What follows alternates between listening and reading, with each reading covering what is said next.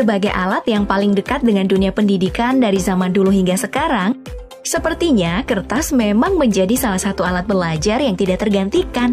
Ya, terbukti nih, meskipun zaman sekarang udah banyak media belajar baru seperti smartphone dan juga komputer yang dijalankan serba online, media belajar seperti buku tetap dipakai.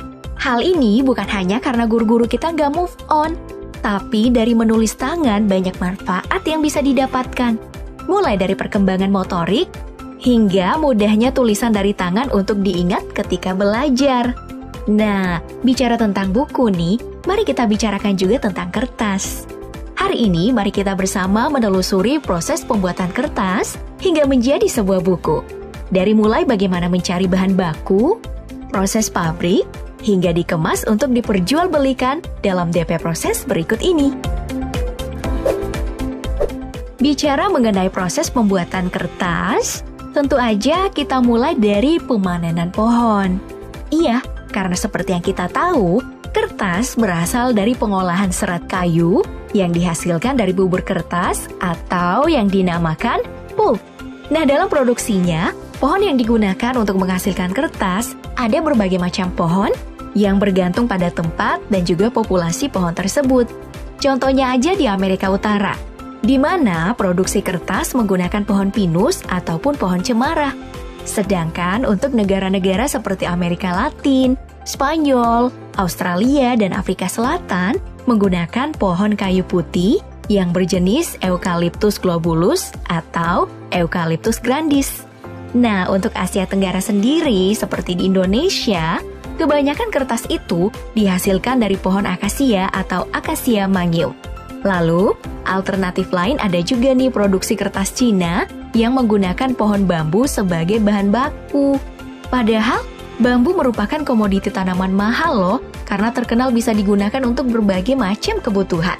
Nah, dari semua pohon yang disebut tadi, selain memiliki populasi yang cukup banyak, syarat lain dari pohon penghasil kertas adalah siklus panen yang cepat. Sebut saja bambu.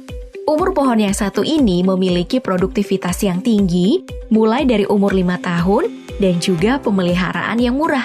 Hal ini berbeda dengan kayu seperti jati yang hanya bisa dipanen minimal saat berumur 10 tahun, bahkan 40 tahun.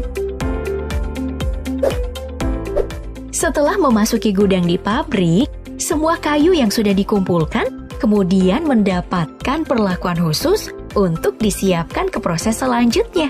Pada tahap persiapan kayu ini, semua kayu yang sudah dikumpulkan dimasukkan pada sebuah mesin menggunakan alat berat yang nantinya melakukan pembersihan pada kayu, seperti mencabut kulit kayu hingga memotong bahan baku kertas ini menjadi ukuran yang kecil. Ya, untung aja di industri modern udah ada alat potong raksasa kayak tadi. Kalau mau dipotong pakai kampak, kayaknya bukan cuma kayunya yang kepotong, tapi juga tangan abangnya. Nah, dalam tahap persiapan kayu ini, kulit kayu dihilangkan karena karakter yang keras dan dianggap tidak layak untuk digunakan sebagai bahan dasar kertas. Ya, setidaknya itulah anggapan dari pabrik dunia modern tentang kulit kayu. Padahal ya, secara penggunaan, kulit kayu sebenarnya bisa dijadikan kertas antik seperti kertas asli Indonesia yang bernama daluang yang dianggap sebagai cikal bakal kertas di Indonesia. Proses selanjutnya kita masuk nih ke tahap bernama pulping. Di tahap pulping ini, kayu-kayu yang telah dipotong tadi masuk pada sebuah mesin raksasa untuk dimasak dalam suhu yang tinggi. Di sini ya, tekstur dari kayu akan berubah dari yang tadinya keras menjadi lembut dan berserat. Setelah itu, proses pun dilanjutkan ke mesin selanjutnya untuk melakukan bleaching untuk ngeluarin senyawa kimia bernama lignin yang bisa membuat kertas menjadi kuning. Jadi bukan cuma rambut aja yang di bleaching di salon, tapi kertas juga di bleaching, guys.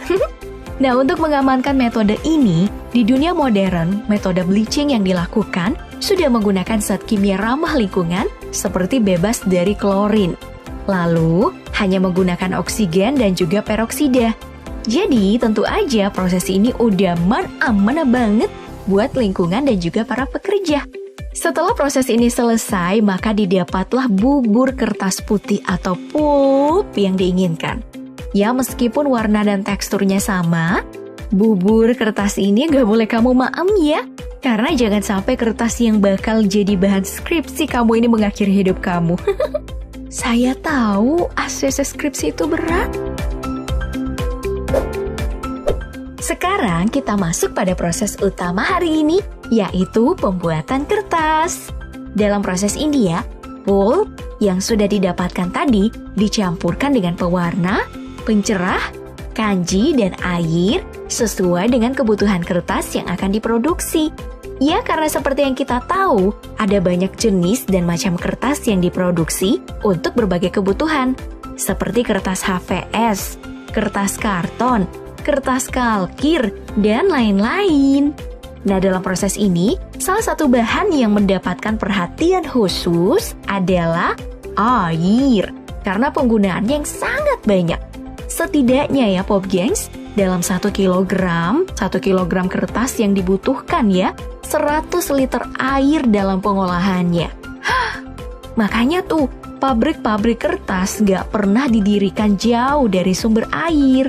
Nah, karena kebutuhan fantastis ini, makanya pabrik kertas modern membuat sistem penampungan sirkulasi air, agar air yang sudah digunakan bisa terpakai kembali dan tentunya bisa menjaga lingkungan sekitar. Setelah pencampuran tadi dilakukan, pulp kemudian masuk ke mesin pembentuk kertas yang berupa serangkaian roda raksasa yang berputar sangat cepat. Gak main-main, putaran roda-roda ini mencapai 90 km per jam. Dengan kecepatan ini, bubur kertas juga mendapatkan tekanan tinggi. Jadi, bagi yang pusing karena punya utang, kamu harus tahu kalau rasanya ngutangin kamu kayak nasib bubur kertas ini. Udah pusing sekaligus tertekan nungguin kamu bayar utang. Setelah berpusing-pusing ria dan mendapatkan tekanan, bubur kertas tadi mengeras dan menjadi lembaran kertas yang kemudian dikumpulkan menjadi satu gulungan raksasa. Nah, dalam satu gulungan ini terdapat kertas sepanjang 80 km dengan lebar 8,5 meter dan beratnya itu mencapai 120 ton. Buset, panjang banget ya. Bayangin aja, berapa banyak buku dan juga skripsi yang gak di-ACC dengan satu gulungan raksasa ini? 1, 10, 100, atau 1 juta skripsi? Entahlah guys. Nah, untuk proses produksi kertas dengan bahan baku lain, semua tahapan tadi dilakukan sama persis. Hanya aja untuk kertas dari bambu menghasilkan warna kuning dan bukan putih. Karena penggunaan kertas dari bambu juga beda dari kertas pada umumnya. Makanya, kertas bambu ini selalu tampil beda. Nah, selanjutnya kita tiba nih pada proses terakhir, yaitu pengemasan. Pada tahapan ini, gulungan kertas raksasa tadi kemudian dimasukkan pada mesin pemotong untuk dibuat menjadi sesuai ukuran. Mulai dari ukuran kertas A0, A1, A2, A3, A4, dan lain-lain yang kemudian semua kertas dikemas sesuai dengan merek. Jadi udah tahu kan panjangnya jalan yang harus ditempuh kayu untuk jadi kertas? Mulai dari dipotong-potong, dipanas-panasin, diputer-puter, sampai dipotong-potong lagi. Jadi, jangan sampai kamu nyerah kalau kamu lagi berjuang untuk pendidikan kamu ya. Karena inget, kertas juga berjuang kok buat sampai di kamu. Dan yang terakhir, untuk mengontrol kebutuhan kertas dan juga keberadaan pohon penghasil kertas, agar tidak menimbulkan masalah lingkungan, beberapa perusahaan modern melakukan budidaya tanaman penghasil kertas mandiri, agar produksi kertas mereka tidak terganggu dan juga mereka bisa menjaga lingkungan. Ya, semoga aja hal ini dilakukan oleh semua perusahaan besar ya, agar alam bumi kita tetap terjaga. Jadi, gak semua pohon jadi kertas,